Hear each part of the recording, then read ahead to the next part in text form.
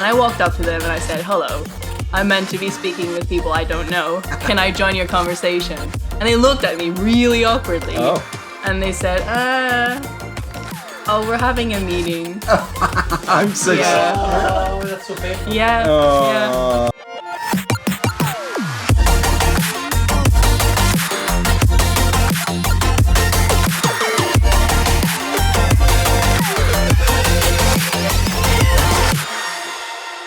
Hi everyone, welcome to the Metacast by Naavik Roundtable. Oh my god, it's happening. If you watched the YouTube video, we're waving from the same room. We're all at GDC, so this is going to be a little bit of a GDC special episode. We were talking about being in Nico's room. What's your room number? 304. 304, so if you're opening a bar tab. No, you're not. Hotel name undisclosed. Oh yes, hotel name undisclosed, yes. And I'm joined by David Amor. I think you already know him from past episodes as CEO at Playmint. Nicolas Vereecke. Nice. Vereecke sits down, yes. Investor at Bitcraft and co-hosts at the Metacast from the Crypto Corner. And also joined by Fawzi Itani. Oh, that was... It was a good try. I tried. I forgot in the meantime. Investor at Forerunner Ventures. Yeah. So I don't have my notes today, so I can make mistakes. Yes, I am totally winging it. And content lead at Master the Meta, also from Naavik. We got two hosts. We got 50% hosts. I have to stop myself from trying to host this. Oh, do you wanna do like a second round of intro? No. You've done great. Maybe. No, actually, David and I are hosting today, so don't worry. That'd be funny. Mix it up. Anyway, let's keep it on focus, Okay. People are not here to talk. Yeah, so we're going to be talking about what we've experienced at GDC so far and talking from our different perspectives. I'm here as a product manager, attending diligently all of the conferences and reporting back to my teammates at Hutch. And what are you doing here, David? Sort of taking the temperature of the games industry. That's a good thing to do at GDC. Just talk to people randomly. I've been coming here for long enough to know enough people to... Sometimes I just do a circuit around the Moscone and run into people for the purpose of running into people and having random conversations. And that helps me sort of inform my view on the games industry. So it's not very scientific. Sad to say, don't go to the conference anymore itself. So I'm glad that Maria, you are, and you can represent, the content at the show. Oh, I shall try. Yeah. How about you, Nico? What are you doing here? I try not to get stabbed walking around San Francisco. Honestly, can we touch upon that for a bit? It's been crazy. So yesterday I went from our hotel to a bar where Bitcraft was organizing drinks, and I was I'm not scared easily, but I felt unsafe. Did you walk through the Tenderloin? No. Oh, right. Okay. I don't know. I know what direction it was, but it was... It got pretty sketchy. I was there. It was sketchy. It was sketchy. So I heard things like people saying that GDC next year wasn't going to be in San Francisco. Is that true? I wouldn't think so. It's an institution here for many years. Okay. It's San Jose at one point, or a couple of points, but pretty much Moscone for the last 25 years, I think. Fake news. Yeah. Anyway, and apart from that, I'm very much meeting, new companies, new and old friends, but got a bunch of new inbounds, new projects pitching, and I've loved that. I mean, I've been doing Zoom pitches for the last, half year, and this is really fun. Just talking to people, connecting, having a drink. It's just different. So yeah, been loving it. It's been great. How about you, Fawzi? What are you doing here? My experience is a little bit different, I think, than everybody else. I actually live in San Francisco, so Nico, don't hate. It's actually beautiful here in some areas. But aside from that, just representing Naavik at various events that make sense to, and also meeting friends. I've been sort of on the peripheries of the game industry for so long now that I only know people over phone and Zoom, that it's just really great to see everybody, especially everyone here in the room. It's our first time getting together. I'm really excited. Do everyone talks about that, the fact that, it feels like a long time since we've been able to do this kind of thing in person. I've been to a game events since COVID, but this is the first one where everybody's here. And I don't, does anyone know what the attendance looks like at the event itself? certainly in the bars and hotels around it, it seems as busy as it ever was. Yeah. But maybe that's just a biz dev thing. Anyone know what numbers are? No idea. I heard someone say 80,000, but I have no idea whether that's. No, I don't know. That might have been just me mishearing. I heard 90. Yeah, I think my experience is that the trend right now is to work from home and hybrid working. But I actually feel like I want to live on a compound with my coworkers because we're all in the same hotel in this WhatsApp group. And every morning I wake up to people saying, "Oh, I'm going to the gym. Oh, I've just ran 5K." And so I'm just going to the gym every morning out of peer pressure. Nice. And it's great. Yeah. I think we should all live together in It's a the company. San Francisco ethos, Silicon Valley. Is trying it? to get you on the Google compound. That's exactly what it is. Awesome. Yeah, I personally hope that GDC will be in a city that's not San Francisco. It's been lovely to see the city, and it's beautiful and has amazing food. But I agree with Nico that I also have just personally felt a little bit unsafe, especially when walking back from events in the evening back to the hotel on my own. And it's quite distressing, I find, to see also homeless, like people who are clearly going through some mental illness without support. I don't know. It's just quite difficult to absorb the happiness by seeing that. No, and I hear you loud and clear. I think it's general sentiment here in San Francisco. And if conference organizers, if you're listening, just know that feedback is, echoed by a lot of people, I think, at this point. And so I think it's just important to recognize that, that's how people feel about coming here for a conference now. Yeah. So, Maria, how has your experience been? I know you are attending these events as the three others who aren't attending the events. How have they been? What have you been watching?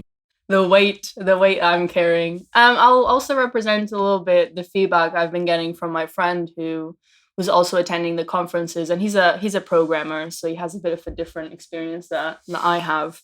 I think in general he's enjoying the conferences, like he's learning about problems solved technically and just seeing new ways and sharing learnings about the experiences from other companies. But honestly, from a product perspective, I find that the level of the conferences in terms of the content and I had the expectation coming from GDC that I was going to leave here knowing new secrets, understanding from people's failures and experiments, and just being able to bring those tools back to my job when I go back to London and immediately being able to put them into practice. And I'm just not finding that right now. And nothing against the speakers, because I think they're doing a great job and the content is engaging. I think just at the end of the day, I don't know if GDC hasn't been trying to line up very innovative content. I think it's also, you can sometimes get lucky and sometimes get unlucky in a day, because what do you tend to go to? If you go to the sessions, it's like maybe 4 or 6 over the course of the day. And not all of them going to be great. Like when I've done it, it feels like maybe a 40, 50% hit rate. Yeah. Often you'll go into a 1 hour session and within 5 minutes you go, I shouldn't be here. So the trick is to be at the back, I think, so you can swerve out. But not, but then you hit one, and I still remember, certain talks that I still remember now. That's been really important and helped me build games and give me new ideas. And, you only need 1 or 2 of those over the course of the week to make it a good week. And I would say that given the quantity of people that submit talks, it's really hard to talk here. So the quality everybody's trying to submit talks that would be interesting. So if there's a failure, maybe it's around the curation, but certainly people are giving it their A game if you're speaking here. And everybody wants to speak at GDC. So it ought to be the best. Is there a certain sense of prestige coming speaking at GDC? Yeah. What is that? I've spoken a couple of times at GDC, and it is a big deal to get picked, because that I don't know the numbers, but it wouldn't surprise me if it was 1 in 5, 1 in 10 that get picked, and also you're addressing a large international crowd that are there for the reasons you say, Maria, to hear the best people speak. So, of course, there's some prestige. If it's difficult to speak here, if the barrier to entry is high, then, it feels good to be doing it. Yeah. What are some of the the major topics that are being discussed here during GDC? You have the indie game track, the AI summit track, free to play track, an AI track, and a few more that I'm forgetting. I think there's a lot about art direction as well. And I think for me the main takeaways, and I think you're really right, David. I think it probably comes from the curation about the submissions that are being selected, because all of the speakers is very high quality in terms of how they're presenting their content. It's more the content itself of the pitch that they're trying to share. Mm-hmm. But I think I went to free to play summit, understanding NFTs, a sea change for free to play games, and that was really interesting. And I think you had a big audience. It was nearly packed. That was from free to play game development. And I think it was really well positioned to that audience in trying to explain what the opportunities could be and what that could mean for the free-to-play games industry. And there were lots of interesting questions. I think the speaker did really well. And the other one that I found really interesting, because not even from my area, it was by a narrative designer from King, and she was explaining the narrative design process, and it was really product focused. It was almost as if it had been taken out the user research from a product management book, and it was really impressive to see the effort that goes behind finding the best narrative for Candy Crush Soda and how that keeps players engaged and how they do user research. It was just overall very interesting and unexpected. Why was it unexpected that they were really being transparent about the process? I thought it was going to be about more technically doing the narrative design. And so I think I was surprised. I was just dropping in because there was nothing else I was particularly interested in. I wasn't expecting to get much out of it as a professional from the talk. Yeah. And seeing that whole process and understanding more of the inside of King, I've always wondered how they have such big teams for mobile free-to-play games. And I think that I finally understood, this is why they need this amount of people per game, because it just goes so in-depth with their user research and perfecting individual elements of the game. I love that. So it does seem like there have been a few talks that have been impactful. And I guess on the flip side is to you and Nico and David is being at GDC for business. And David, you talked a little bit about the qualitative aspects that you get from the industry. Would love for you to touch on that. And Nico, it strikes me that you have learned a lot on the internet these past 2 years. And I'm curious how that transition has been, being in person, talking to people. Maybe David, we can start with you. I like the event because it's built, the whole event is centered around people building stuff. So E3, which is selling stuff, and DICE, which is pure deal making, really, or nearly purely deal making. Here, it's mostly 2/3 of it is about building games, and then you have the business aspect on top. So already it's a sort of more wholesome show with more people that are, creative. I think that anybody that's on the business side is going to be here. So you can be, if there's anybody that you need to speak to, then at least somebody from each company is going to be represented, and they're here to talk with people like me that are building things. So that works well as everybody you want to speak to, and also for me to hear. I've got nothing to pitch here. I'm not looking to raise any investment. So it's really just finding out the kind of things that they're interested in getting behind commercially, which is so I can just have an easy conversation without the feeling the need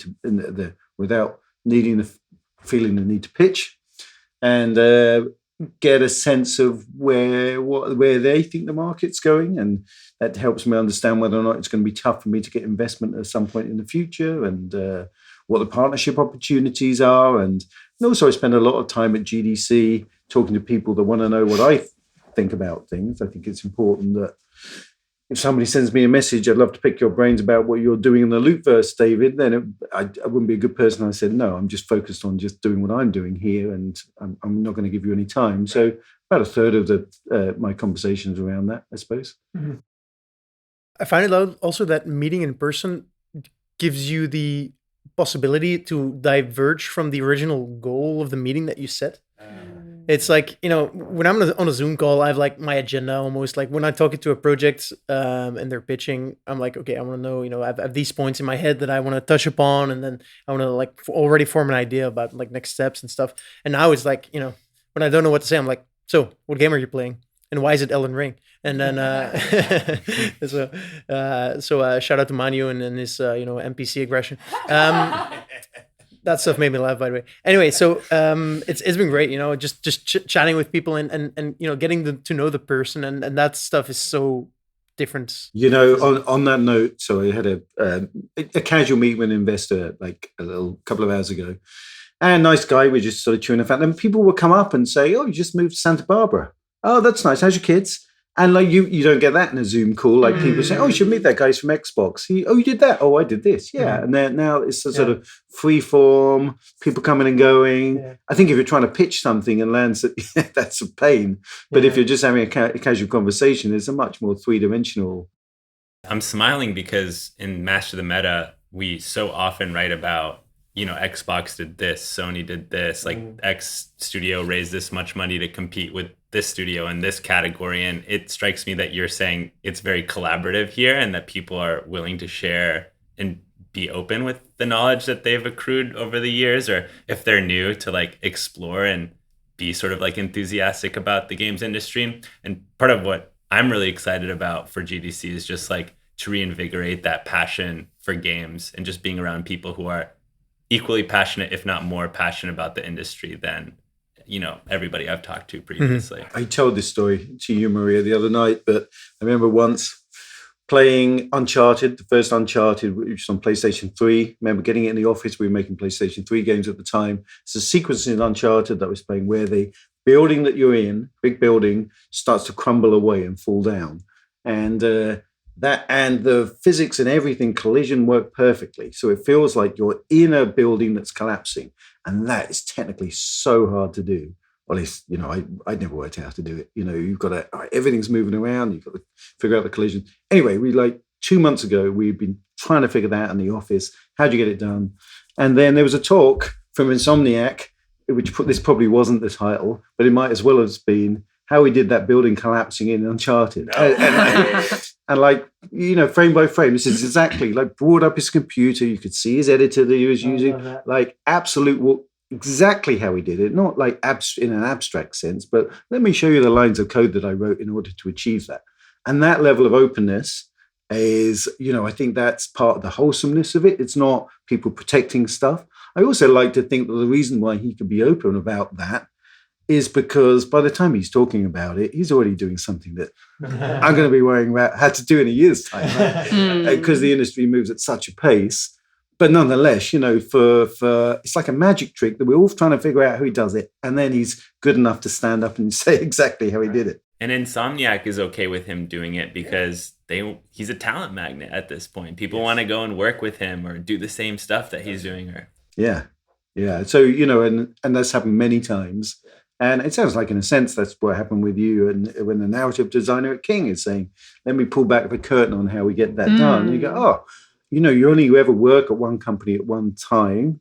And therefore, you don't see these parallel worlds in parallel companies that are going on. So GDC is a chance to say, well, here's how we do our thing. And that maybe just is interesting to you, or maybe it informs how you go about doing your next thing, or maybe gives you an idea to do something else. But good opportunity to soak that up, isn't it? Yeah, and as a funny story, when I first saw David before the conference started, he said, oh, it's really important, go and network, just walk up to someone random and ask them, what do you do? Who are you? And so I tried that. Oh, yeah? I did try it. Yeah. I was searching the area, and there was only people one-to-one. So I thought they're probably having a private conversation. I should try to find a group. Okay. And so I saw these 3 guys, and I thought, okay, I'm going to try this. And I walked up to them and I said, hello, I'm meant to be speaking with people I don't know. Can I join your conversation? And they looked at me really awkwardly. Oh. And they said, we're having a meeting. I'm so sorry. Oh, that's so painful. Yeah. Oh. David, what did you suggest? I did the same thing, follow my own advice. I just rocked up to somebody, hey, I'm David, who are you? He says, I'm Rory. I said, what do you do? He says, I'm the sound guy here. I'm doing But, don't one defeat. You gotta, you can't take that knockback. Yeah. Just keep going. Power through. There is a happy story because then I did it again today. And I managed to meet a studio that is based also in London. So it's quite random. So now we're going to meet up when I'm back in London. Oh, so there you go. Yeah, that's a happy ending, isn't it? That is a happy ending. Right. Manufactured serendipity. Love that. Yeah. I can make a suggestion to people who come to GDC and are raising rounds. I feel like there's two types of teams that I speak to or founders that I speak to. Some of them have made an agenda and they want to leave GDC with term sheets. And the others are like, I'm just going to come here and I'm just going to get to know investors. And it kind of, as an investor, you kind of feel which type of founder you're speaking to. And I think that the people that go away and, that come here with the intention to just get to know people are actually leaving closer to a term sheet than the one that actually come with the intention of getting a term sheet, if that makes sense. It's like, unless there's some people who are just naturally really good at fundraising, right? But others, and I've been on the I've done my share of fundraising rounds, and I wasn't very good. And I can from the other side of the table right now say that, to try to approach an event like this, especially if it doesn't happen too often, more as a getting to know people, because if you're chill and relaxed as a person, I like you, I want to hang out with you, and that is probably most important when it comes to getting funded. Yeah, let me ask a question about that. Are people pitching with decks, like PowerPoint presentations on their laptops, or is it all conversational? Both. Okay. And I don't necessarily have a preference. I think both are useful. I guess it also depends on what you want to show. Like if you have something like video or something you want to show, then a deck makes sense. I think most people do have decks and they use that to pitch. I've had pitches without decks, but those were companies that I already knew. So yeah, a bit of both. I think decks are definitely not a no-go. I think. And Nico, are people actively seeking you out, or is this more fluid? Like people are just talking to you and they just open up their laptop and pitch you? No. I mean, they come with an agenda. I do notice that. I've put on Twitter and LinkedIn that I was gonna be here and I'm happy to meet up. And so a bunch of people reached out, and most of them were actually talking to me, not because I'm interesting, but because I can potentially invest in them, which is fine. I'm happy to do that. That's my job. And then I've also had a bunch of meeting requests through the GDC, platform. Good stuff. Yeah. But if you contacted me there, I'm so sorry. I have so many messages there and I haven't looked at them. So if you really want to get in touch with me, reach out on LinkedIn or Twitter, bigger chance for that. So yeah. You are interesting, Nico. We love you. Thanks, Maria. David, on the flip side, sorry, Maria, I don't mean to interrupt, but I'm just curious, what would your advice be to founders who are approaching GDC as a funding event? I never found that. I found it, and I'd say the same thing with E3, the same thing with DICE, that trying to pitch something with a view to getting millions of dollars in squinting in the sunshine or trying to turn up the volume so you can see the sound of a video, you're really just not doing your justice to the game or the company. It's just really not the best way of getting those ideas across. Now, what I always, I don't really do this so much anymore, but if I was pitching to studios, then I'd always go to the company. So I'd go to PlayStation's office or go to Microsoft Office, because then you're more likely to get a good quality time. You're more likely to get more people in the room. You'll be connected up to their TV in the meeting room, and then you'll go for lunch, and you'll probably go out for dinner if you're staying over, and just get a much better opportunity to describe what it is that you're doing to the people that you're hoping to invest money, whether that's project financing or VC financing, I suppose. So I don't think events are the best way of putting across what it is you're trying to do. I agree with Nico. It's more sort of getting to know you. And some of that is getting to know you is, here's the games we're making. But I think if your final slide is, we want this much many millions, and here's a small spreadsheet that explains how we're going, that's not the that's not the thing to be presenting here. Yeah.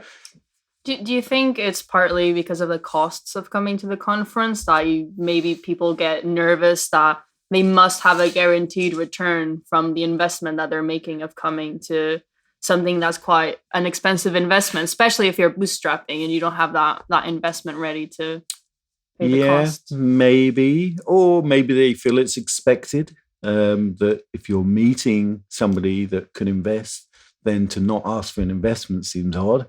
But that just isn't how it, I don't think that's how it works. So it's not how it's best. I feel like in searching investments is the more desperate it becomes, the more important it is. The less comfortable you feel, the more stressed you are, the less likelihood of success you'll have, like very paradoxically. And so I think, but I think you're right, Maria. I remember going to conferences when I was raising, not GDC, those are like payment conferences, which are like a million times as boring as this one. And so I remember like those being quite expensive as well. And me thinking like, I need to make the best out of this, and taking the wrong approach, the one I just described you shouldn't do. So I was like going and I was expecting like, I need like term sheets or like good leads coming back instead of just like, I want to get to know people that are investing. And I think that like, yeah, that's again the approach. But I totally get that why people would, come here. It's expensive, right? Just staying here, if you have to have a flight, I think like staying here is by far the most expensive thing for me, at least. The flight was like 5 times as cheap as the hotel or something. But you were telling me earlier that you're glad you came to the event. I mean, you think it's a fun event overall, or describe it. From now on, I'll be at GDC each year, not for GDC, but just because people are here. Honestly, like I live in Brussels, which is like in gaming terms, the middle of nowhere. Nothing happens there. And so I'm just happy to see people, and just hang out. I'm always jealous of people talking like, I live in New York and I had meeting like a lunch with that guy and met that guy. So anyway, I'll be here each year. So if you want to start prepping and reach out for next year, I'm 100% down. I think my takeaway from this is travel to Brussels to give Nico company. I mean, it's good idea. Yeah. I'll hang with you 100%. And do you have good content for newsletters, subsequent Naavik? You're absorbing content that you can see that's going to come out in the form of newsletters or Naavik. Thanks for the plug, David. And if anybody who's listening has watched a GDC event that they particularly liked, please send it, fawzi@naavik.co. We'd love to, feature it in the newsletter. Obviously, like there's a lot of conversations and talks happening, and I'm going to miss a lot of them. But if you particularly resonated with one, do reach out with it. That's the beauty of GDC. They open source it after the event. You don't necessarily need to attend. What do you mean by, they put it up on YouTube or their vault? Yeah, on their vault. Yeah. Is it me, or doesn't seem like if you come to GDC and it's almost a waste of time if you're doing all of the presentations? Well, it depends what your job is. If your job is a developer to write code and then you're sitting in a bunch of code conferences, dawn till dusk, that's the best way of spending GDC. It's just that, maybe... Is it then worth to come here? Like, isn't it then better to just stay at home and watch the videos at like 2x speed? Something, maybe. I even when I was attending for the content, then it's still just not the same. It's a very expensive, it's hard to justify. Mm-hmm. And, somebody that would run a studio where people want to come out to GDC, then it's tough because a lot of people want to come, but it's like 5-10 grand ahead or something. And particularly if you get a pass, right? Passes are not inexpensive. Well, yeah. But so it's hard to justify.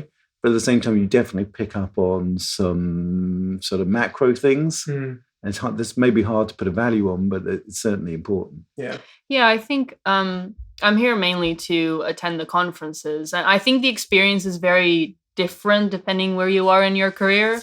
For example, I've been in games maybe 2.5 years. So I don't have a big network. I don't have these big dinners and secret parties that I can attend. I can only attend what's put out in an agenda that is public to everyone. And so I still think it's worth having 1 or 2 people from a company come here. Mm-hmm. And even as an investment in the mind-opening opportunities and conversations for someone in your company that's not at leadership level to have, because just the debates that I've had in lunch breaks, meeting people who are with some of my coworkers, talks in the pub. You just discuss things, and it helps you just think about the same topics you consider every day in a different way. Yep. And I think it brings more richness to the thought of people who are doing like the day-to-day work and going to the conferences. But I still think it's valuable. But I wouldn't bring the entire company to come to the conferences, because as long as you just have some people doing some summaries of the most interesting takeaways. Yeah, maybe it should be, if you assume that it's people like doing it, then maybe if performance of that person has been great, then that seems like it's a type of bonus in a way. Or is that okay to think of it like that? I would have done. There's occasions when I begged my boss to come to GDC, and that felt like a good reward. I was happy to take that. That felt more valuable than, I know, £1,000 in my pay packet extra. David, on the flip side, are you here? Do you have any intention to recruit or keep your eye out on talent that maybe you've been speaking to that, like is here? Yeah. Obviously, it's like the biggest concentration of people to date. Yeah. I mean, it's not I don't know what proportion of the games industry is here, but it's a tiny proportion of the programs and artists, but it is people that I might form a company with at some point. So I was at a conference, not this one, I don't know, earlier in the year, and people were saying, how do you find a CTO, or how do you find a COO, or, that leadership team? What, do you put a job ad out? And of course you don't. That's not really how it works. And the only answer I could give was a not particularly useful one, which is you have to have started a relationship 5 years ago by knowing that person and having a beer with them and understanding what they're doing and finding out if they're aligned. So it wouldn't necessarily be programmers and artists and designers that I hire. And I have no idea when I'm meeting people, it's not with a view to maybe we'll set up a company at some point in the future, but getting to know those people that you, I guess, might, is useful. And also knowing people that are running other companies so that you can talk about what they're doing and what skills they look for, and just getting. So it might not be a direct recruitment, but certainly mapping out that a little bit is useful.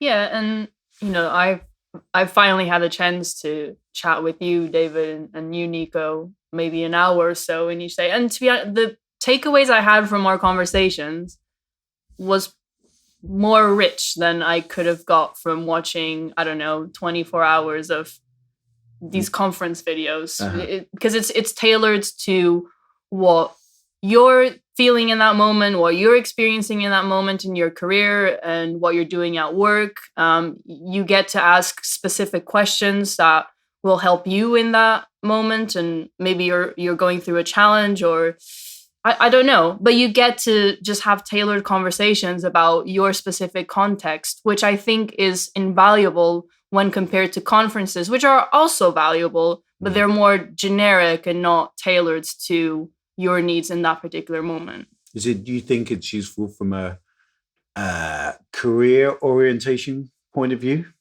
Like mentorship. It's on the spot mentorship to be able to speak with so many different people in a small concentrated amount of time and just get all of these inputs. And you do get that from your coworkers in your day-to-day, but you just see the same people over and over again. And I think it's good to just have that moment of time when you get to expand the conversations you're having with a completely new network of people that you don't have in your job. Mm-hmm. I'll give a different perspective. I know I haven't really talked about my experience that much, and my experience is, I guess, very different. I went to my first event on Sunday evening, and I felt like... A GDC? A GDC, yeah. I felt like such an outsider. I didn't really understand where people were coming from. Like, everybody around me was like, I work in games, I do this in games. And I was like, I write a newsletter about games, and like I help run a consultancy and a research firm. That's pretty cool, I guess. But then people started coming up to me and being like, oh, yo, your newsletter helped me get a job. And like, really? Oh, wow. They were like, yeah, it really helped me be confident about what it is that the games industry is providing. And like, I recognize your name, like you write for this, or like you've been on the podcast. And that was so validating. And it's just like really great to, I guess, be a part of an industry that's like welcoming and collaborative, because I definitely had some imposter syndrome going to my first in-person event and like chatting with people who I didn't really know. That's awesome. Yeah, I hope for it to continue, and I hope for it to like continue for all the Naavik crew, because we put in a lot of time on the side, and this is just like an extra bonus for us to like come in and chat about the stuff we just chat about in our day-to-day lives, I guess. I think it's also a story of why you should sometimes throw yourself into things without, I started doing this podcast without any idea of any kind of end game. Yeah. It's fine to not to have an end game. And it's nice when you do things and then they work out, and then you meet people that say that they appreciate that, or it's been interesting or useful to them in some way. Then, yeah, I think we're just having a moment, team. Beautiful. Heart to heart. Love it. My like one of the takeaways I have, so I've also only recently joined the gaming industry, right? And I had like this, I don't know, preconception about, I thought the typical game developer or builder was going to be way more like, the worst version of the typical gamer that you would see in movies and stuff, right? And I honestly, like, all the people that are here are like such awesome people that I'm like, it's been great, and I think the people actually building games are awesome. Who were you expecting? Yeah, that's what I'm wondering. like some sort of hacker nerds that were pretty much. Yeah. Okay. Yeah. Right. Yeah. we are closeted. Yeah. I was at this event last night, and one of the speakers goes, "Who plays Fortnite?" And of course, like, nobody plays Fortnite except for like 13-year-olds. That's not true. Okay. Excuse me. Sorry, Excuse I don't me. mean to rip on you. The bartender raises his hand. Like, everybody bursts out in applause. Hey. It's an amazing thing. Oh, that's good. That's a good GDC moment. Yeah. What's going to ask Nico, I guess, at the risk of making every podcast have some NFT blockchain element, what do you think is the sentiment that you're getting in sort of NFTs versus the world? How are we going to describe that? But, obviously there's sort of something of a divide between traditional gamers and this new type of games industry. And maybe it's the first time that both parts have got together. Mm-hmm. I mean, I haven't been too much of GDC itself, right? I've been mostly here meeting other people around it, doing side events and stuff. And most of these talks have been with people who are much into like Web3 and blockchain and gaming and that stuff.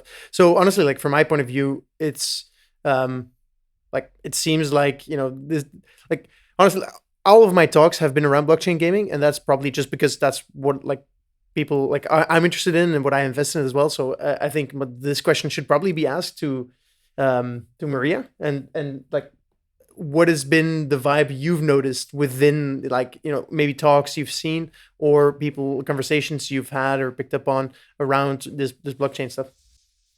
Oh gosh. Okay, I need to collect my thoughts because I do have a line of thought.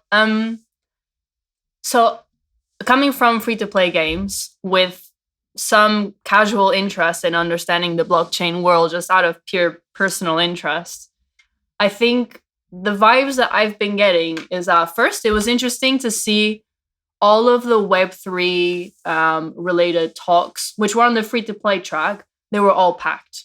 Huh. There's interest. That compared to how the conferences were, when it's not about Web3. And I think that shows some evidence that people are curious potentially to learn more. But it's not its own. Somebody mentioned it to me like this today. They say you should always keep an eye on what's a summit. A summit is like the new, like, not quite enough to make its own track. It's not design. It's not art. It's not. So they make, in time gone by, it would be Facebook Game Summit, or it would be Mobile Summit, or something like that. And after a while, it just becomes part of the industry, and it's not a summit. So you should keep an eye on what on the summits. I was at an event. I'd heard the same thing. The NFT talks were well attended, which was a surprise to me. I went to an event of CEOs, sort of networking event. It was a great event on the Monday. And then Gabby from YGG did the final talk. And, to me, that's very interesting. Whatever you think about it, it's a new part of the games industry, and it's real. It's happening. And he spoke for a while. And all the questions at the end were, in fact, somebody asked, like, who's learned something new about NFTs through Gabby's talk? And 2/3 of people put their hand up. Who's changed their mind about NFTs? And nobody put their hand up. And the questions were all, But there's nothing here that you can do without blockchain technology. And I'm thinking, how long do we? At what point do you say this is something new and it's real? I'm pretty how many years? So I wonder whether or not it was really interesting to see the contrast. And admittedly, it's a small poll, isn't it? It's a small test. But I wonder whether or not the CEOs and people with established businesses are saying, I don't like this new stuff, thank you. I've got my own business and I'm happy making money. I don't need anything new coming along. Whereas maybe people that attend the event that might be younger, or in a less senior position, will see it more as an opportunity, more open-minded to it. And maybe this is something that I can do that will get me somewhere more interested in the games industry. I'd love to know more around that. I'm not sure on the attendance, but at least I think there are some really interesting takeaways for free to play. In one of the talks, one of the four warnings is that the first market segment to be disrupted by Web3 will be free to play because of the players who engage with it. You have big spenders in free to play who will be attracted to the option to play games and then be able to recoup some of their investment. And also about self-regulation, and that there is this opportunity out there that we as an industry can start self-regulating by being a part of it and exploring new ways to use this technology. I don't know. I think overall, I can't speak for other people. I just think what strikes with me in terms of these conferences is that there is a middle ground. We don't have to be anti Web3. We don't have to be super pro Web3, but we can consider it and maybe find what works for us. Yeah. Go ahead. Well, I was just going to say that at the very least, it's people being open-minded. Yeah.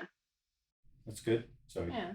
No, I was going to say, I'm a consumer investor by day, and so what I've noticed is the pace of investments has significantly slowed down this year, specifically in February and March, late February and March. I don't know what a consumer investor means. It means, apps like Facebook. That's what we would maybe invest in, commerce, things that specifically target people like you and I. Mm-hmm. And it's just I guess I would have expected the same sentiment to happen in the games industry. January was such a hot month with those 3 big investments or 3 big acquisitions. And so I guess it's very validating to see that there's still a burgeoning interest around new categories, that maybe have seen some decline if you look at the Sensor Tower data. And I like that. I like that people are still very enthusiastic about categories that saw a big interest, maybe saw a pullback, but I think it's this time of the market where people really start to hone in and ground their ideas and understand that this could be a big thing. When I'm speaking about NFTs, but not just NFTs, games investments as a whole. Are there other? I mean, Web3 feels like the new part of the new thing. I've been here when VR was the new thing and mobile was. In fact, I remember one time. This is more about me. I remember walking through from the W to the Moscone South, passing Candy Crush posters. And thinking, get this out of the games industry. What on earth? Why are they wasting their time? Go back home to stop. David, that's a really interesting point. What's the game this year? Is it Genshin? Is it something else? Yeah. I mean, I'm not close enough to it. I'd be interested to know. I wonder what the trends are. It's so Web3 I see. I don't know what the products are that everyone's. Yeah. Whether or not. I mean, also, are there keynotes? I should know this. I mean, traditionally there's always been keynotes. Are there keynotes here happening? Keynotes. What's the definition of a keynote? Like Miyamoto speaking at 10 o'clock in the South Hall to 10,000 people. Oh, not to my knowledge. Okay, but this might be on the secret agenda. No. That sort of thing isn't on the. You'd know about that. Maybe they don't have keynotes this year. Maybe it's I don't know. But I'm just trying to think if there's any other sort of, whether it's products, games, or whether or not it's new emerging tech, whether or not it's sort of, you can imagine it might be AR with forthcoming Apple glasses and people sort of doubling down on that, but I haven't heard people talking about it. I heard sort of TikTok.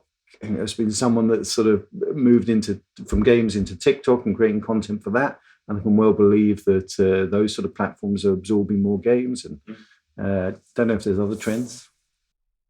I did a little tour of the halls, the GDC halls, and I got a demo of a VR application, which was basically experiencing esports events in VR.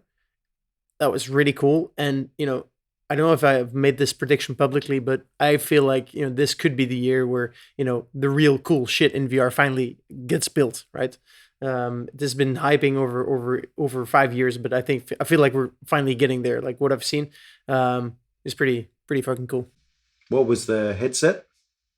Yeah, it was on an Oculus, like a Quest 2, I think. I think the trend that I've seen is a lot of AI application and discussion in game development.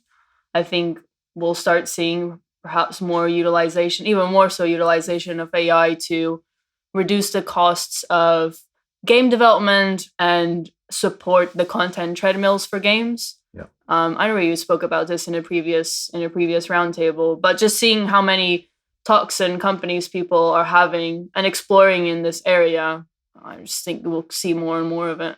Yep. Okay. That's I can imagine that as well. The expo floor hasn't opened yet. Is that right? I think that's tomorrow. Yeah, it's tomorrow. Yeah. So maybe there's some cool demos to be seen there. That's probably worth a tour, isn't it? Shout out 2019 Google Stadia expo floor. Oh, really? I don't know what that means. There's a little tombstone there now. Yeah, there's a tombstone for the Google Stadia. Okay. Yeah. I got it right. Okay. Yeah.